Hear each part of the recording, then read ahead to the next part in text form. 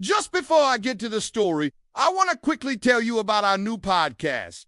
It's called True Crime Brewery. We cover all things true crime, paranormal, conspiracy, and cults. My co-host is a police officer in a major city, and I'm an award-winning true crime journalist and author. So, if that sounds like your kind of show, wherever you get your podcasts from, search for True Crime Brewery or just follow the link in the description below. New episodes come out every Wednesday. Now on to the story. I was a kid when it happened. I remember the whole town buzzing about it. We were all outside playing, and one of the boys shouted, "Hey, Mr. Henderson is dead." He had found Mr. Henderson face down in his garden.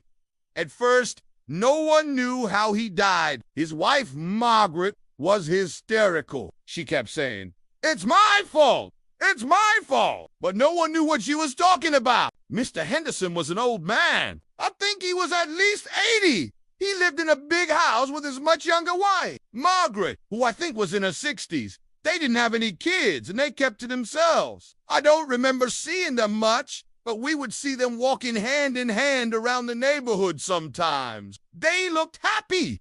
I always thought it was sweet. An old married couple just enjoying their twilight years together. Then there was Mr. Henderson's garden. It was legendary in our neighborhood. All of the houses on our street were big, with huge plots of land, lots of trees and shrubs and lawns that went right down to the river. But Mr. Henderson's garden was different. It wasn't manicured, but it was overflowing with flowers, vegetables, and fruit. It was almost like an explosion of nature, bursting at the seams. And that's why it was so strange when Mr. Henderson died that his garden stopped being cared for. No one touched it. It just grew wild and the weeds took over. Now, our neighborhood was pretty tight-knit. Most of us knew each other by name, and we'd often have barbecues and parties. The adults would drink and socialize, and we kids would play. So when Margaret started coming around the neighborhood asking people to take care of her husband's garden, we were all confused. "Why doesn't someone else do it?" she asked me one day. "You're such a nice family. You always have your lawnmower going and your garden looks so pretty. Why don't you just mow my husband's lawn while you're at it? It will just be until we know what's happening with the estate and everything." And so my dad did. For weeks, he kept mowing Mr. Henderson's lawn and keeping the weeds down. Meanwhile, everyone was waiting for Mr. Henderson's family to arrive and sort everything out. But days turned into weeks, and still no one came. Margaret became increasingly desperate. She called my mom one day and asked if I could come help water Mr. Henderson's prize-winning begonias because she just couldn't cope anymore. At this point, I was about 12 years old. I remember staring at those begonias, thinking they must be worth a fortune if Margaret was so worried about them. I watered them. Then I went to play. I didn't think much more about it until that night when I was brushing my teeth. That's when my mom told me that Mr. Henderson had been murdered. She told me not to worry because it had nothing to do with me. But then I saw the look on her face, and I knew she was worried that I might have seen something. Maybe some of the people who had been hanging around the house. I told my mom I hadn't seen anything.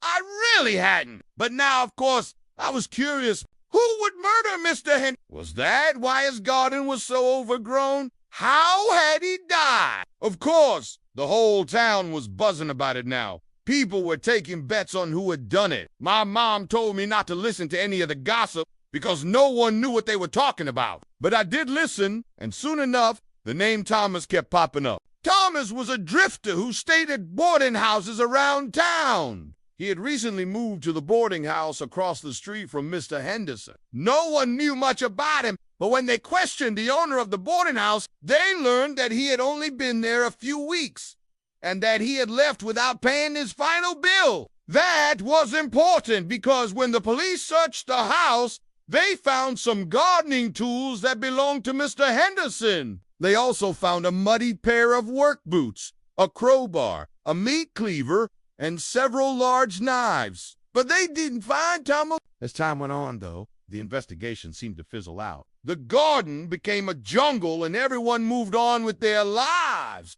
I never forgot about Mr. Henderson and his garden, though. I would pass by his house every day on my way to school, and I couldn't believe no one was doing anything about that garden. I mean, it was like nature was reclaiming its own. So one day I decided to do something about it. I asked my mom if I could mow Mr. Henderson's lawn, and she said yes. I was proud of myself. I even brought my dad's hat to wear so I would look official. Then I walked over to Mr. Henderson's house, knocked on the door, then put on my bravest face and waited. No one answered, so I went around to the back and got to work. I mowed the lawn and pulled up some weeds. By the end of the summer, I had tamed Mr. Henderson's garden. I felt good about myself. I figured if anyone was looking after his garden, it might as well be me. Of course, I was careful not to go inside the house or touch anything else. That part of the yard was still pretty scary. When fall rolled around, I continued taking care of Mr. Henderson's garden. I raked leaves, planted bulbs, and pulled up more weed. I even talked to the plants like I was bringing Mr. Henderson back to life. But then winter hit. The ground froze solid, and all I could do was stand by the fence and watch the snow pile up. Then one day, just as I was getting ready to start high school, Mr. Henderson's family arrived. They were a handful of relatives who had flown in from all over the country. They were a bit awkward because they obviously hadn't prepared for this visit, but they were nice enough. They thanked me for looking after the garden and told me that they had no plans for the house yet, but they would let me know what they decided. I was sad to hear that, but I knew it was for the best. It wasn't a happy house. Not long after that, I got a call from one of Mr. Henderson's nieces. She explained that she was in charge of settling his estate, and she wanted to know if I could give her a list of all the things that belonged to Mr. Henderson that I had found. I told her that I hadn't found anything except for a few garden tools that were lying around. She said that was fine, but that she would be happy to pay me for mowing the lawn and looking after the garden all those months. She told me to name a price. To be honest, I wasn't sure what to say. I had loved looking after that garden. It had been like a project or a pet or something. So I told her that I didn't want any money.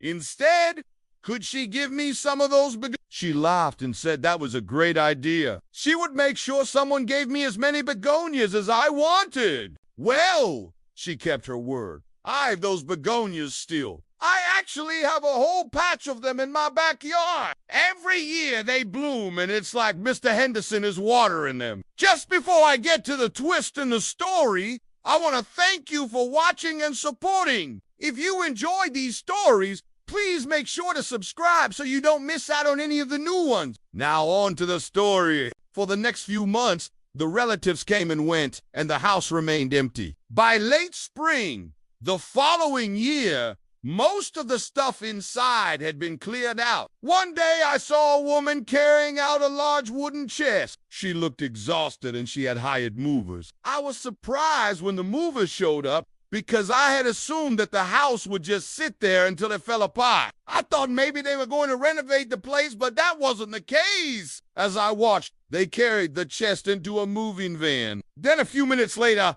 they came back with another one. When they had loaded both chests into the van, they drove off. A few weeks after that, the house was demolished. But that wasn't the end of the story. One day I was driving home from the grocery store when I realized I had forgotten my debit card. I needed to get out of the parking lot and drive back to the store, but I couldn't. My car was surrounded by traffic and there was no way I was going to get out. So I sat there for a few minutes thinking about my options when suddenly I saw a gap in the cars in front of me. I edged my car forward and managed to squeeze between two cars. Then I sped out of the parking lot. I don't know if I was going too fast because I was so excited about making my escape. All I know is that around the corner from the shopping center, I slammed on my brakes. I had almost hit a pedestrian. It was the woman I had seen carrying the chests out of the house. She was fine, but I couldn't help apologizing profusely. I could tell she was shaken, but she just waved her hand dismissively and hurried away.